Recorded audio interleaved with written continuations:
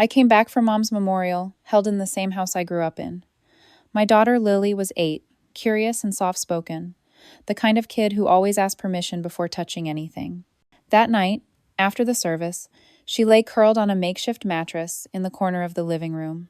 I was folding her sweater, watching the hallway where my old bedroom used to be, when she whispered, "They denied your room." I turned. She wasn't looking at me, just tracing the edge of her blanket. "Grandma said it's not yours anymore." I tucked her in. I didn't respond. I didn't ask again. I just sat beside her and listened to the murmur of voices from the kitchen, the laughter of people who still had rooms in this house. That room used to be lavender. I painted it myself when I was 13, carefully taping the edges with painter's tape, mixing the color from 2 leftover buckets in the garage. I lived in that room through Mom's chemotherapy, through every late-night phone call when Dad got sick, through every family fight no one dared to call a fight. After college, I came home for a while and slept on that same bed, smaller than I remembered, but still mine. I brought groceries, fixed the leaking faucet, even set up a payment plan when the roof caved in during the storm of 2008. No one asked me to, they just let me. When I got pregnant with Lily, unmarried and 29, it was that room I returned to. I paid rent, I made dinner. I took Mom to her appointments when the cancer came back, stage 2 this time. They called me responsible. What they meant was available. When Mom got better, I moved out to a small apartment 2 towns over, closer to Lily's school. I still visited, still paid for the Wi-Fi, still picked up prescriptions, still showed up for every holiday and brought the desserts everyone forgot to assign. And somehow, in the slow erosion of ownership that comes with time and convenience, my room stopped being my room. At the memorial, I asked quietly if I could put Lily in there for the night. "It's just for a few hours," I said. My sister Rachel looked surprised. "Oh, that's Mia's playroom now." Mia is her youngest, 4 years old, prone to tantrums and glitter explosions. "There's no bed in there anymore," Rachel added, like that settled it. "But there's space in the den if you need." So the den it was. The den, with its leather couch and a view of the driveway, that's where we set up the mattress. That's where I overheard my aunt asking Rachel, "Where's Anna staying?" And Rachel replying, "Oh, she's fine. She just needed somewhere for the kid." Like I was an afterthought, like Lily was a guest. The house smelled the same, lemons and laundry detergent, but the energy had shifted. Pictures of Rachel's family lined the hallway, beach trips, school plays, matching pajamas. Not a single photo of me or Lily. I didn't expect a shrine, but I didn't expect erasure either. Later that night, I found a small plastic bin under the hallway table labeled Anna's Stuff. Inside, an old yearbook, a broken necklace, and the lavender pillowcase I'd stitched my initials into when I was 16. That was all. I held the pillowcase for a long time. "They denied your room." Lily's words kept echoing. She didn't say it with judgment or sadness, just quiet recognition.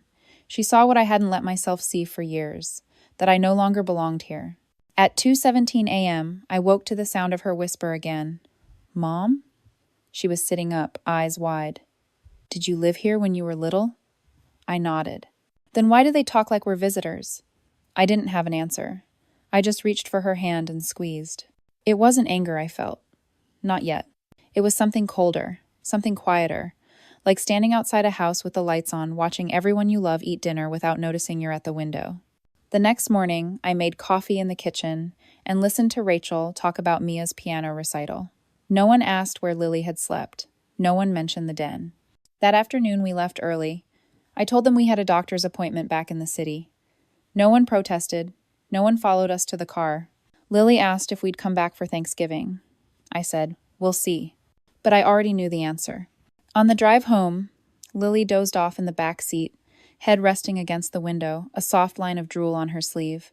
I kept one hand on the wheel and the other tight around the thermos of gas station coffee I hadn't touched.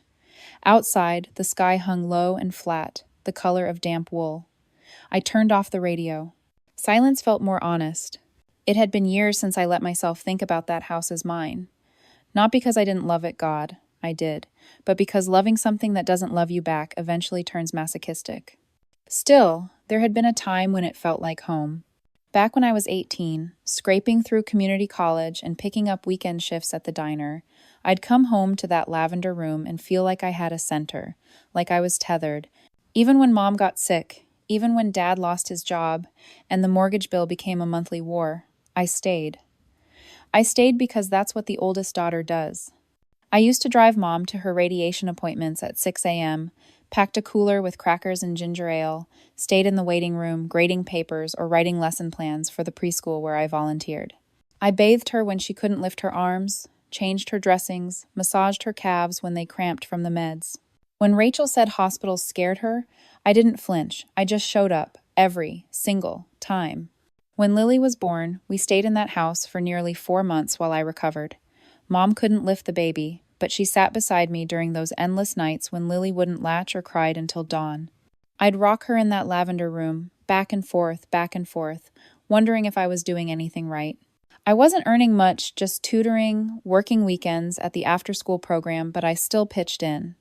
Paid for groceries, repaired the AC unit, covered the car insurance when Dad's coverage lapsed. There was no ceremony to it. No thank you. Just another month where the fridge stayed full, the bills got paid, and I remained quietly essential. Rachel, meanwhile, was planning weddings and baby moons. Her husband Derek worked in real estate, which gave her just enough gloss to play the role of the family's golden girl. When she got pregnant, Mom cried. Finally, she said, a grandbaby with a proper family. I was standing in the doorway when she said it. Lily was 4. I told myself it didn't matter, that I was used to being the silent one, the helper, the problem solver. I told myself it was enough that Lily had a roof and clean clothes and a mother who would never abandon her. But over time, it started to erode me. Tiny moments. Like when Rachel hosted Mom's 65th birthday and forgot to include me in the group text. Or when Dad told a neighbor Lily was Anna's kid from a tough time, as if she'd been some mistake I was still apologizing for. I still remember the day I signed over partial access to my savings account so they could refinance the mortgage after Dad's second surgery. It's temporary, Mom said. We'll fix it once the market settles. That was 7 years ago. The account's still active, still draining 10% of my check every month. I never asked for it back. Didn't want to be the one who made things awkward. But last month, something cracked. Lily needed new glasses.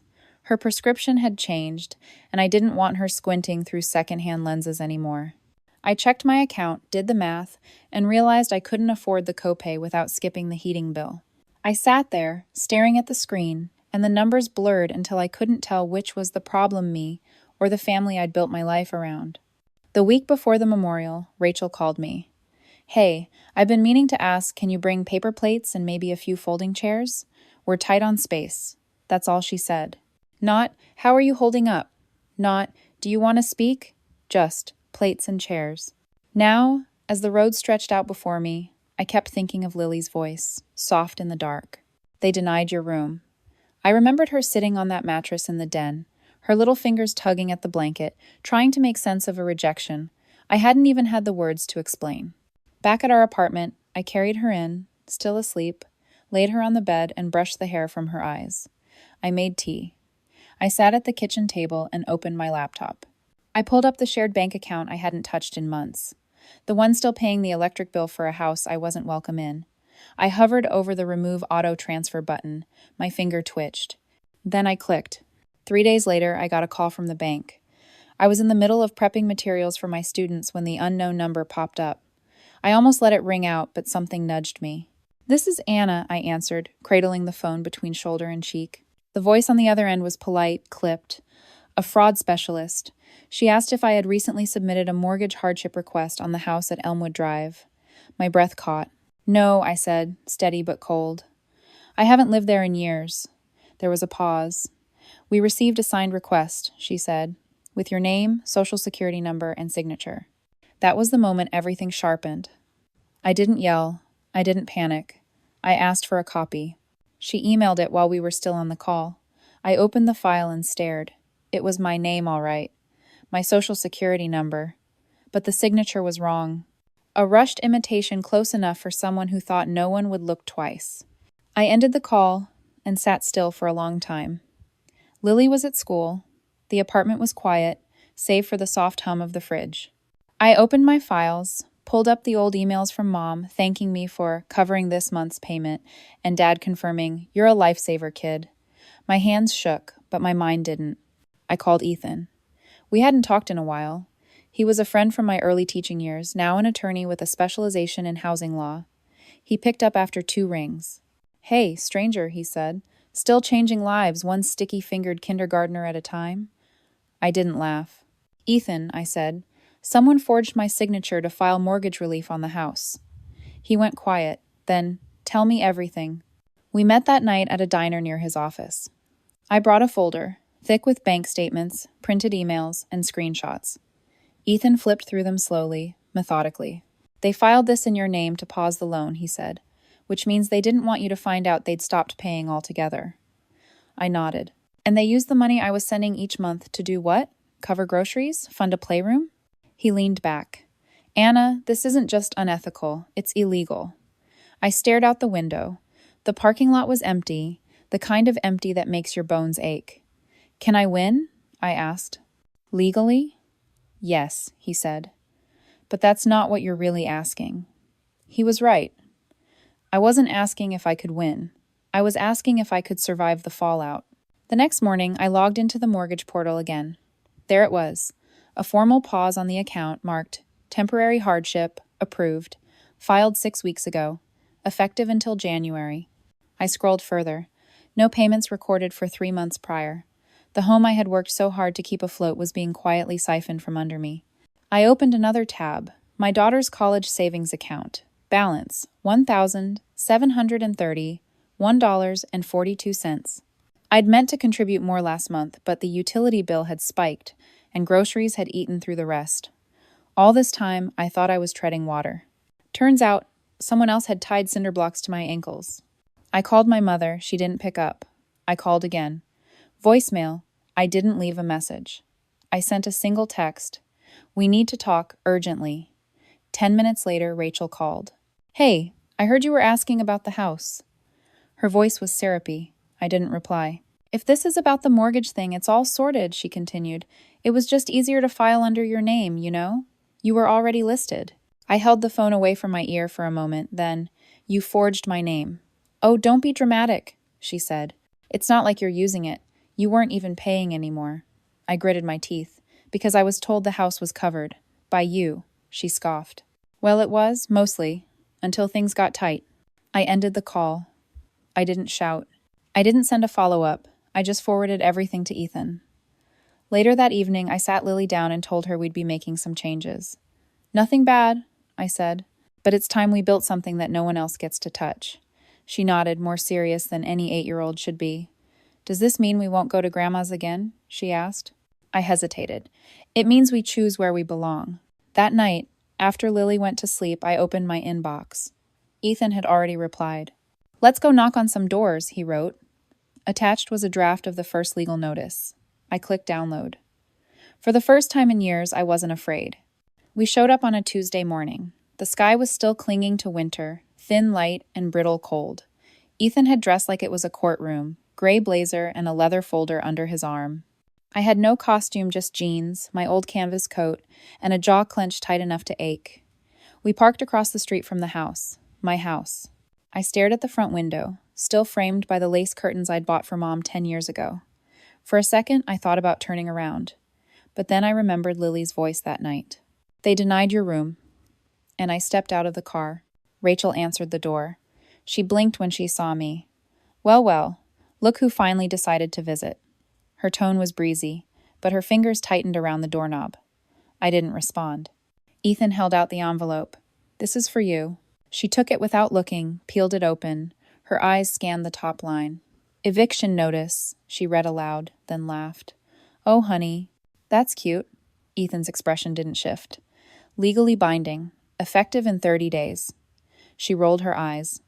"Don't worry, I'm moving out anyway. Already bought my own place.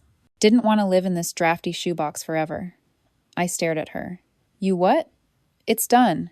Keys are in hand," she said with a smirk. "Thought I'd treat myself for Christmas." Oh. That's when I noticed the boxes, lined up along the hallway, half the house already packed. And then I saw them my parents in the kitchen, wrapping dishes in newspaper. Dad polishing silverware like he was preparing for a dinner party. "What's going on?" I asked. "You're all here?" "We're helping her move," Mom said, like it was the most normal thing in the world. "I'm sorry. I said slowly. How did she buy a house? Rachel grinned. By not wasting cash on rent. Ethan raised an eyebrow. She means the mortgage she was supposed to pay. Tomato, tomato, she replied. I turned to my parents. And you're fine with this? Dad crossed his arms. She needed a home. You weren't using it. I wasn't using it because I was deployed, working double shifts, sending money to cover this very mortgage. I snapped. And you? Oh, please, Mom cut in. You act like we forced you. You wanted to help. You said so. I looked at Rachel. You took the money meant for Lily. For school, for rent, for food, and used it to buy yourself a house? She was fine, Rachel said flatly.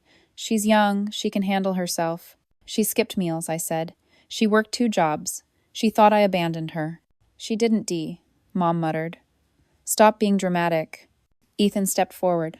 We'll be in touch. You'll be hearing from us again, this time about mortgage fraud, theft, and impersonation. Rachel rolled her eyes. Go ahead. I've moved on. I looked at her. Really looked. She wasn't scared. She wasn't sorry. She believed, truly believed she'd won. You think this ends because you taped some boxes? I asked quietly. She smiled. You're just jealous. I'm better at life than you. That was the moment I stopped talking. Ethan handed her the second envelope. It was thicker. She opened it. Formal demand, he said. Repayment of mortgage value for 6 months. Restitution of stolen funds. $16,800 to be precise, and damages. Rachel laughed. Damages? You should be grateful. I paused the loan for you so it didn't go into foreclosure. You act like I trashed the place. Mom folded her arms. She's your sister. I turned to her. You told my daughter I didn't care about her. She was being dramatic, Mom said. She's 18. She'll grow up. I looked around the room. At the woman packing china she didn't buy. The man polishing forks he didn't earn. The sister who had stolen my child's future and wrapped it in bubble wrap. Then I said, I'll see you in court. That night, I went to see Lily. She opened the door, tired but calm. She had a textbook in one hand, a pencil behind her ear. I'm sorry I didn't call earlier, I said. She stepped aside. I figured you were busy suing people. We sat on her bed, side by side. I confronted them, I said. They didn't deny it. She nodded. I figured. I also found out, I continued, they've been using your money to help Rachel buy a house. Her face barely moved, just a slow, quiet stillness. Okay, she said. That's not okay, I whispered. She looked at me. It makes sense. To them, I was always optional. Not to me, I said. I know, she replied quietly. I looked around her room, tiny, cluttered, barely held together by secondhand furniture and sticky notes on the wall. You won't have to work 2 jobs anymore, I said. I'll make sure of it. She nodded. Do you hate them? I hesitated. I don't think about them. No. She reached for my hand. This time she didn't pull away. And in the quiet that followed, I realized this wasn't about revenge anymore. It was about truth. About showing Lily, and maybe myself, that silence wasn't strength, that love wasn't meant to be transactional, and that we get to choose who gets to write our story from here. The court papers went out the following week. Certified mail, return receipt requested. I didn't text them. I didn't call. I didn't explain. And for the first time in my life, I didn't feel the need to soften the blow. They had taken what wasn't theirs, lied about it, laughed about it, and watched my daughter suffer for it. Let the legal system speak now. I had said all I needed to. It took 4 days for the messages to start. First came the text from Mom. Why are you doing this? This is going too far. We're family. I didn't reply. Then the calls. My phone rang 5 times in one morning, all from different numbers. Rachel left a voicemail. You can't be serious. You're going to ruin everything over some misunderstanding? She didn't even try to deny it. She just sounded annoyed. By the weekend, the group chat came back to life, the one I'd been silently removed from months ago. The same chat where birthday plans used to be shared and grocery requests slipped between passive-aggressive emojis. It was suddenly full of noise again. Can we just talk? Maybe this got out of hand. Let's fix this like adults. They used every tone pleading, dismissive, condescending, nostalgic. I muted the thread. Then came the escalation. Dad called from his work number. I let it go to voicemail. He sounded hoarse. Anna, you can't let lawyers break the family. Think about your mother. Think about Lily. Is this really what you want her to remember? I listened to the message twice. Not once did he say, "We're sorry." Not once did he say, "We did wrong." Just guilt, wrapped in history.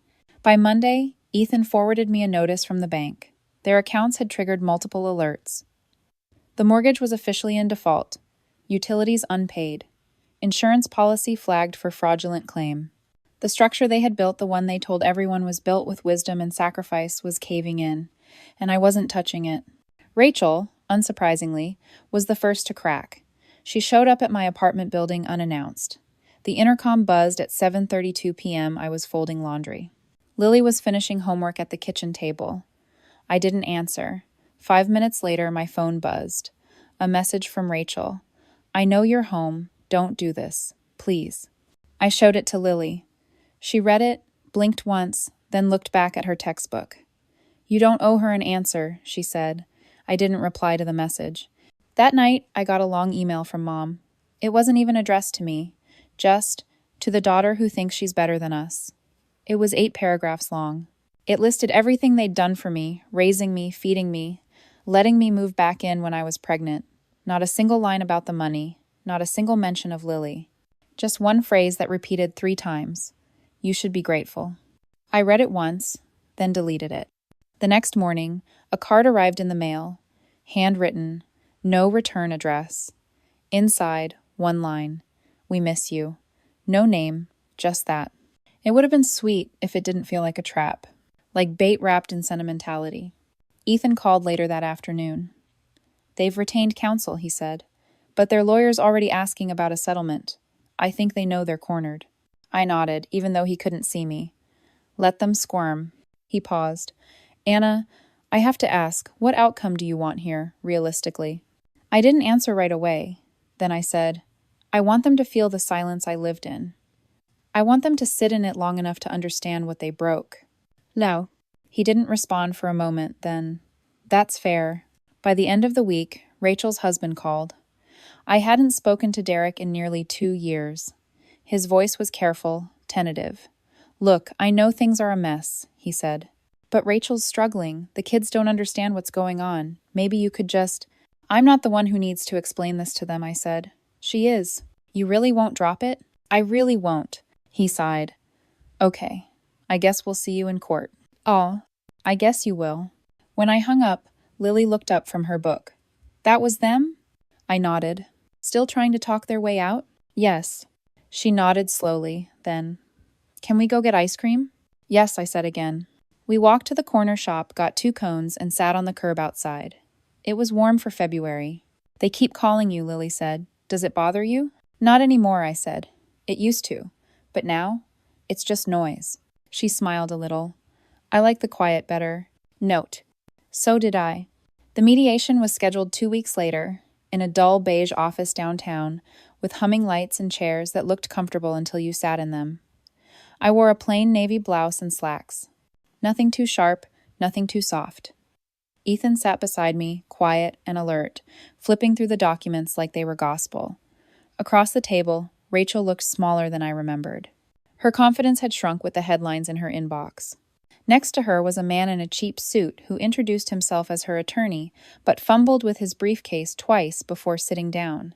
Mom and Dad weren't there. I wasn't surprised. The mediator was polite, neutral, well-practiced. He opened with a line about restorative dialogue and potential for healing, and I almost laughed, but I didn't. I sat still, nodded when expected, and waited. Rachel's lawyer made the first offer. "My client is prepared to pay partial restitution contingent on the dismissal of civil proceedings and a non-disclosure agreement." Ethan didn't blink. "Number." The lawyer shifted in his seat. "Perhaps we can discuss a phased repayment plan." "No," Ethan repeated. "Full restitution, no NDA, and my client's conditions are not negotiable." Rachel finally spoke. Her voice cracked in the middle. "This is insane. You're acting like I'm some criminal." Ethan looked at me, then back at her.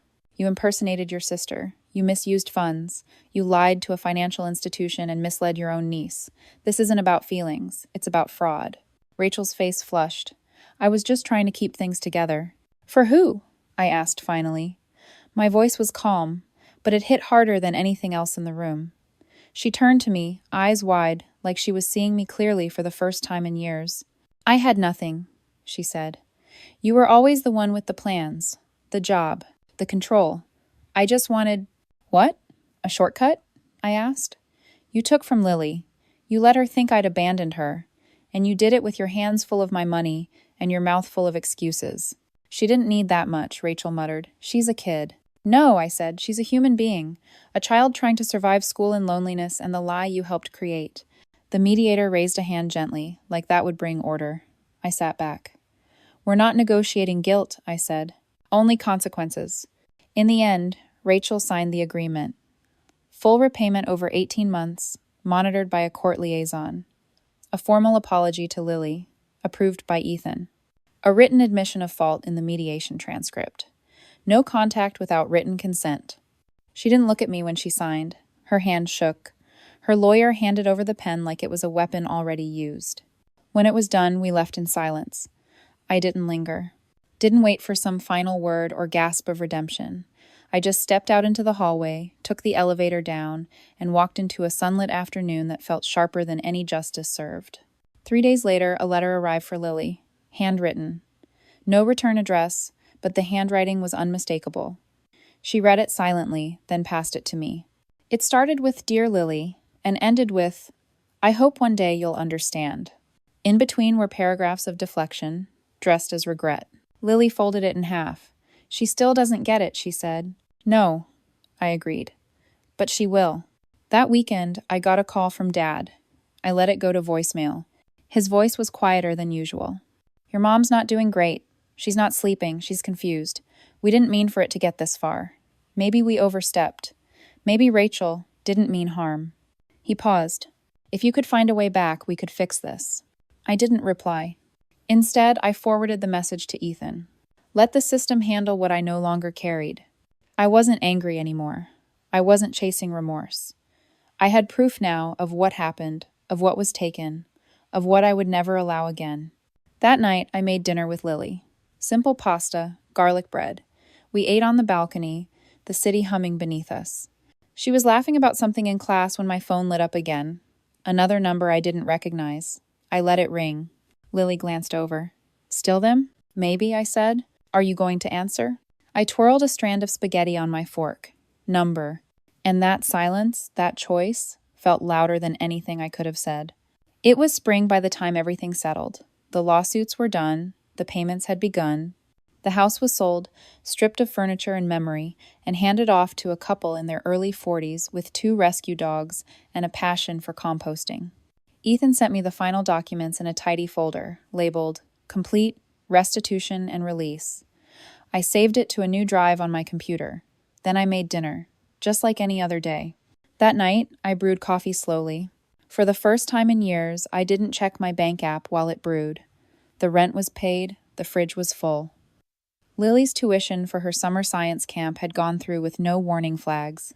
I lit a candle, eucalyptus and cedarwood, something clean. I didn't light it for grief, just for stillness. Lily was in her room, video calling a friend. Her laugh was lighter these days, softer but not smaller, like she wasn't worried about being interrupted or watched or judged. We had settled into a life with fewer people and more peace. The invitation arrived a week later, plain envelope. My name and handwriting I hadn't seen in months, no return address.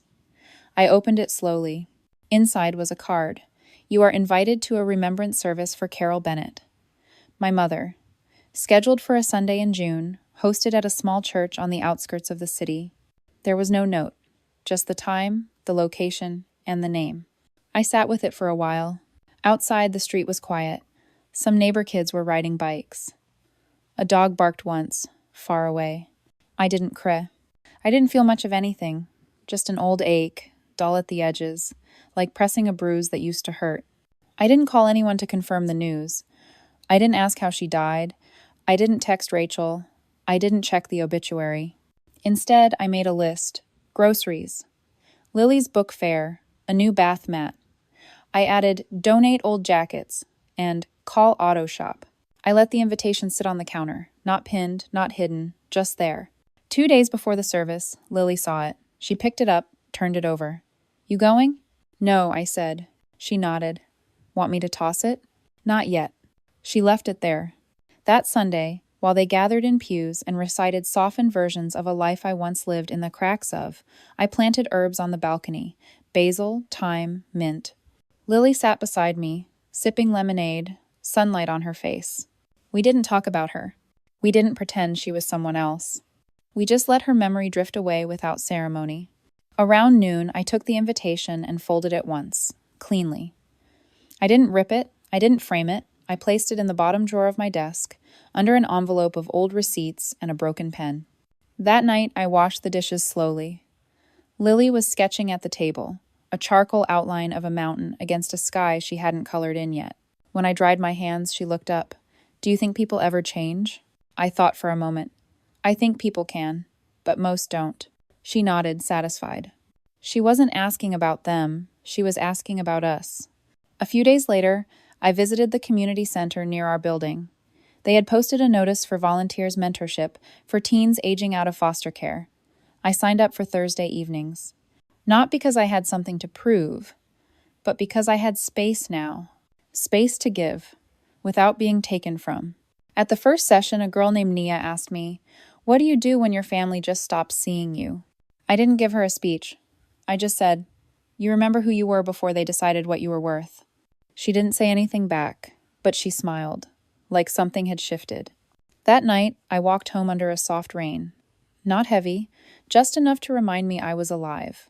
Back at the apartment, Lily had fallen asleep on the couch, her sketchbook open beside her. The mountain was colored in now, deep blues and rust reds, the sky still blank. I covered her with a blanket and sat beside her, letting the quiet stretch long. I thought of the house, the lavender walls, the long nights, the sacrifices made in silence. I thought of my mother's voice, saying things that felt like facts. You're too sensitive, you always overreact. You'll understand when you're older. And I realized something. I was older now, and I understood. I didn't walk away to hurt them. I walked away to find peace. And I stayed there.